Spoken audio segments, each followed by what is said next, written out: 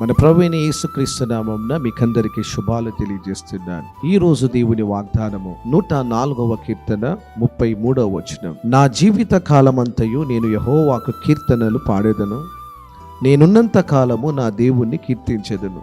ఈ ఆగస్టు మాసంలో దేవుడు నీకు అనుగ్రహిస్తున్న ఈ యొక్క అద్భుతమైన వాక్కును బట్టి దేవుణ్ణి స్తుతిస్తున్నాను. దేవుణ్ణి కీర్తించడం, ఆయన నామమును గణపరచడం. మన జీవితంలో ఎన్నో సమస్యలు, ఎన్నో ఎరికో గోడలు పలగొట్టిన దేవుడు, ఎర్ర సముద్రను పాలి చేసిన దేవుడు, ఆ దేవుడే మన మధ్యలో ఉన్నాడు, నీ మధ్యలో ఉన్నాడు. తలలు వంచుదాం, ప్రార్థించుదాం. మహోన్నతుడా, మహాగణుడా, సర్వశక్తిమంతుడా, ఈ ఆగస్టు మాసంలో తండ్రి మీరిస్తున్న వాగ్దానాన్ని బట్టి నేను స్తుతిస్తున్నాను.